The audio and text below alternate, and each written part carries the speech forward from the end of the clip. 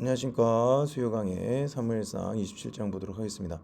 전주에는 저희 아이들이 좀 아파서 아이들 돌보느라 제가 못해서 죄송하고요. 27장 함께 보도록 하겠습니다. 다윗이 블레셋 땅으로 피하다. 다윗이 그 마음에 생각하기를 내가 후일에는 사울의 손에 붙잡히리니 블레셋 사람들의 땅으로 피하여 들어가는 것이 좋으리로다. 사울이 이스라엘 온 영토 내에서 다시 나를 찾다가 단념하리니 내가 그의 손에서 벗어나리라 하고, 그 당시에는 하나님께서 주신 땅이 가나안 땅이고 거기가 이스라엘 땅이기 때문에 그 이스라엘 영토를 벗어난다는 것을 굉장히 꺼려했죠. 그랬기 때문에 나중에 이것도 좀 문제 소지가 될 수 있을 정도로, 왕이 된다는 사람이 이스라엘 영토 바깥으로 나가서 살지 않았느냐, 이게 이제 정체성에 대한 문제가 굉장히 강하거든요.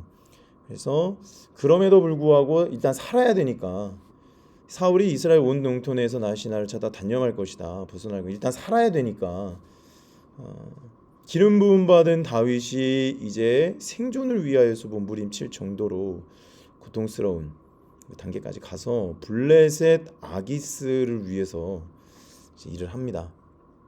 얼마나 마음이 무너졌겠습니까? 다윗이 일어나 함께 있는 사람 600명과 더불어 가드왕 마옥의 아들 아기스에게로 건너가니라.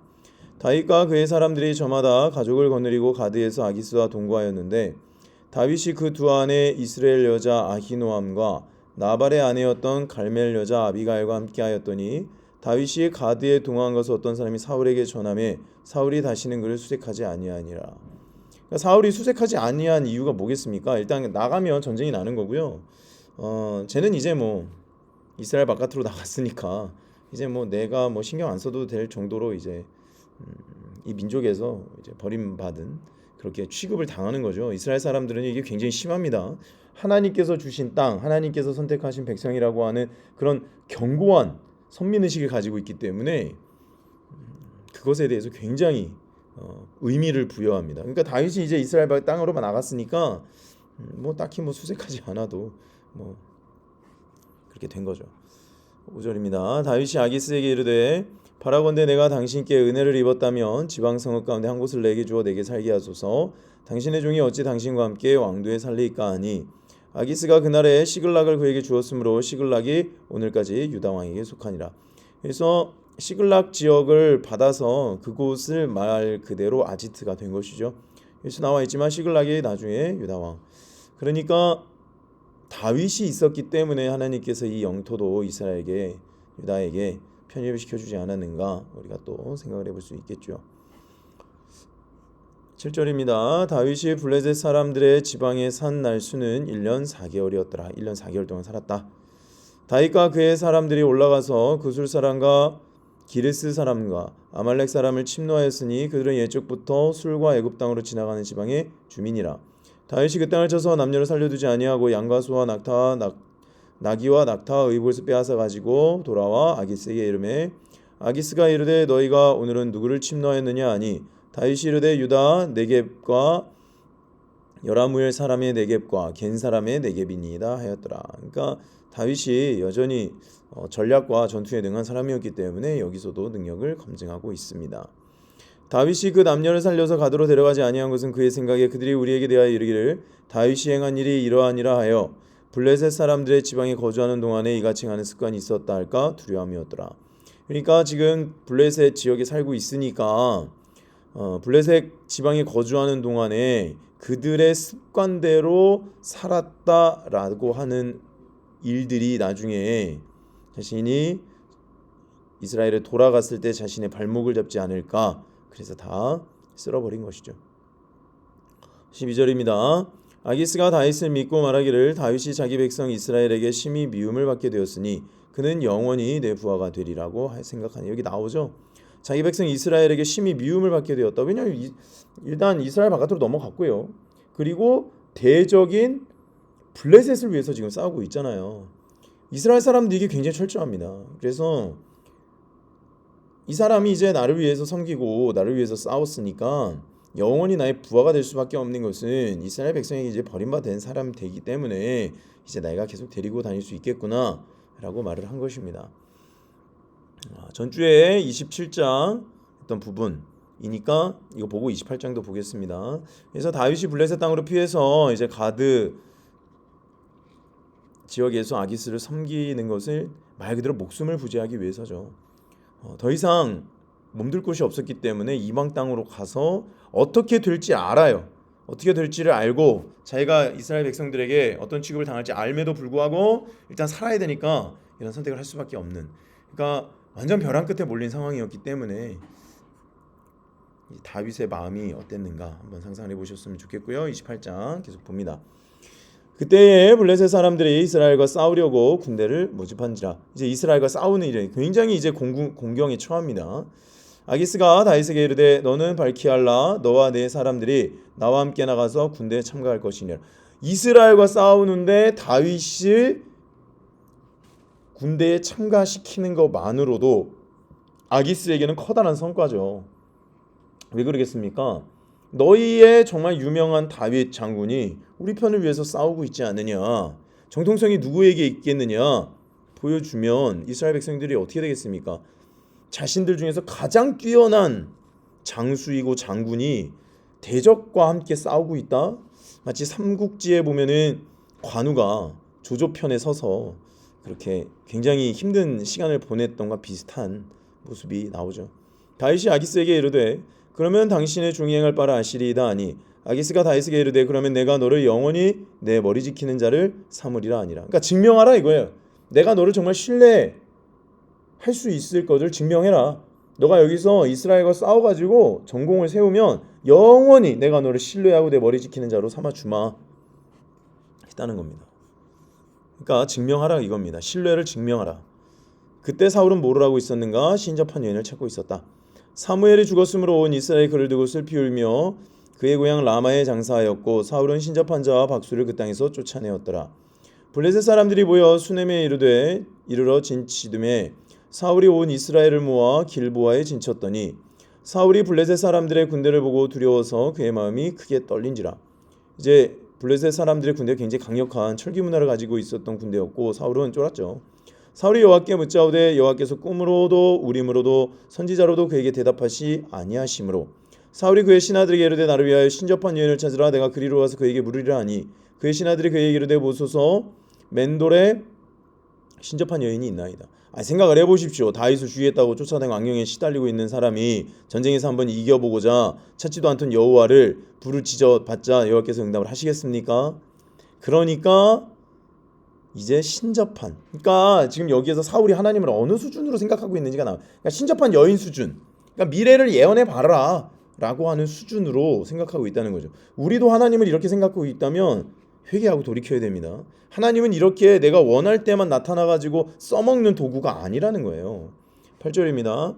사울이 다른 옷을 입어 변장하고 두 사람과 함께 갈새 그들이 밤에 그 여인에게 이르러서는 사울이 이르되 청하노니 나를 위하여 신접한 술법으로 내가 너에게 말하는 사람을 불러올리라 하니 여인이 그에게 이르되 내가 사울이 행한 일 곧 그가 신접한 자와 박수를 이 땅에서 멸절시켰음을 아나니 네가 어찌하여 내 생명의 올무를 놓아 나를 죽게 하느냐 하였는지라. 야, 다 나 쫓았는데 내가 지금 그 일을 하면 사울한테 걸리면 나 죽는데 그러지 마라. 근데 사울이 여호와의 이름으로 그에게 맹세하여 이르되 여호와께서 살아계심을 두고 맹세하노니 내가 일로는 벌을 당하지 아니하리라 하니 여인이 이르되 내가 누구를 내게로 불러올리라 하니 사울이 이르되 사무엘을 불러올리라 하는지라. 여인이 사무엘을 보고 큰 소리로 외치며 사울에게 말하되 당신이 어찌하여 나를 속이셨나이까 당신이 사울이시니이다. 왕이 그에게 이르되 두려워하지 말라 내가 무엇을 보았느냐 하나 여인이 사울에게 이르되 내가 영이 땅에서 올라오는 것을 보았나이다 하는지라. 사울이 그에게 이르되 그의 모양이 어떠하나 하니 그가 이르되 한 노인이 올라오는데 그가 겉옷을 입었나이다 하더라. 사울이 그가 사무엘인 줄 알고 그의 얼굴을 땅에 대고 절하니라. 사무엘이 사울에게 이르되 네가 어찌하여 나를 불러올려서 나를 성가시게 하느냐 하니 사울이 대답하되 나는 심히 다급하나이다. 블레셋 사람들은 나를 향하여 군대를 일으켰고 하나님은 나를 떠나서 다시는 선지자로도 꿈으로도 대답하지 아니하시기로 내가 할 행할 일 알아보려고 당신을 불러올렸나이다 하더라. 사무엘이 이르되 여호와께서 너를 떠나 내 대적이 되셨거늘 내가 어찌하여 내게 묻느냐. 여호와께서 나를 통하여 말씀하신 대로 내게 행하사 나를 내 손에서 떼어 내 이웃 다윗에게 주셨느니라. 내가 여호와의 목소리를 순종하지 아니하여 그의 진노를 아말렉에게 쏟지 아니하였으므로 여호와께서 오늘 이 일을 내게 행하셨고 여호와께서 이스라엘을 너와 함께 블레셋 사람들의 손에 넘기시리니 내일 너와 내 아들들이 나와 함께 있으리라. 여호와께서 또 이스라엘 군대를 블레셋 사람들의 손에 넘기시리라 하는지라. 사울이 갑자기 땅에 엎드러지니 이는 사무엘의 말로 말미암아 심히 두려워하며 또 그의 기력이 다하였으니 이는 그가 하루 밤낮을 음식을 먹지 못하였음이니라. 그러니까 넌 이제 죽는다. 너 오늘 나와 이제 죽게 될 거고 넌 이미 끝났고 너의 뒤를 다윗이 이을 거니까 그만 이제 쓸데없이 나 부르지 말고 네 갈 길 가라 라고 했습니다. 그러니까 사울이 완전 혼절해 버린 것이죠. 21절입니다. 그 여인이 사울에게 이르되 그가 심히 고통당을 보고 그에게 이르되 여종이 왕의 말씀을 듣고 내 생명을 아끼지 않고 왕이 내게 이르신 말씀을 순종하였사오니 그런즉 청하건대 이제 당신도 여종의 말을 들으사 내가 왕 앞에 한 조각 떡을 드리게 하시고 왕은 잡수시고 길가실 때 기력을 얻으소서 하니 사울이 거절하여 이르되 내가 먹지 아니겠노라 하니라. 그의 신하들과 여인이 강권하며 그들의 말을 듣고 땅에서 일어나 침상에 앉으니라. 여인의 집에 살찐 송아지가 있으므로 그것을 급히 잡고 가루를 가져다가 뭉쳐 무교봉을 만들고 구워서 사울 앞에와 그의 신하들 앞에 내놓으니 그들이 먹고 일어나서 그 밤에 가니라. 이제 사울은 이제 끝난 거죠. 그러니까 지금 두 사람 다 정사와 건세 앞에 굉장히 다윗은 완전히 코너에 몰려 있어서 대적편에 서 있는 상황. 사울은 그 대적들이랑 이제 싸우면서 이제 본인의 인생이 끝났다라고 사무엘을 신접한 여인을 통하여서 만난 다음에 하는 것. 둘 다 이제 막다른 골목에 모였습니다. 그래서 이것을 통해서 결국에는 어떻게 됩니까?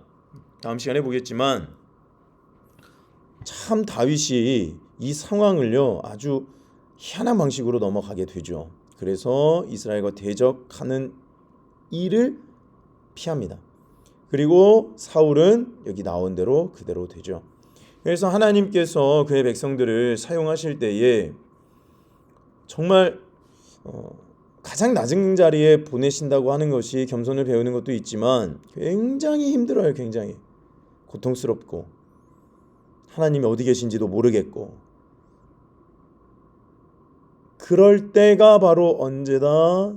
바로 하나님의 뜻이 이 땅 가운데 나의 삶을 통해서 밑에서부터 열매를 맺는 단계 보이지 않지만 그것이 바로 하나님께서 그의 백성들을 사용하시려고 훈련시키시는 이유다라는 것을 27, 28장은 가르쳐 줍니다. 그래서 다윗이 아기스의 편에 섰고 사울은 여전히 정신 못 차리고 헤매고 이것을 통하여서 하나님께서 하시고자 하는 일들은 세상 정사와 권세 앞에선 아무도 승자가 없다는 거예요. 아무도 다 패배자예요. 다 그들에게 먹입니다. 그러니까 하나님께서 가라고 하시는 것이 고통스럽다도 그 자리에 있는 것이 사실 천국이에요. 그러나 우리 눈에는 그렇게 보이지 않죠. 그러나 우리가 주께서 인도하시는 길에 순종함으로 버틸 때에 코너에 몰리고 벼랑 끝에 몰려 있음에도 불구하고 구원하신 하나님의 능력을 맛보아 알게 될 것입니다. 힘내십시오. 기도하겠습니다. 하나님, 오늘 다윗과 사울의 서로 다른 방법으로 공궁에 몰리는 상황을 보았습니다. 세상 주관자들 가운데 있을 때 아무도 승자가 될 수 없고 오직 하나님의 편에 선 자만이 하나님의 거룩하신 훈련 그 고통스러운 여정을 통해 정금과 같이 거듭나는 모습, 그 여정을 보았습니다. 혹시 우리 인생 가운데 이런 여정을 걷고 있는 분 계시다면 힘주시고 능력 주셔서 승리하게 하여 주시고 하나님을 바라보며 승리하는 인생이 어떻게 열매를 맺는지 맛보알게 하여 주시옵소서. 감사하며 예수님의 이름으로 기도하였습니다. 아멘. 사랑하고 축복합니다. 내일 새벽에 또 우리 기쁨으로 만나겠습니다. 감사합니다.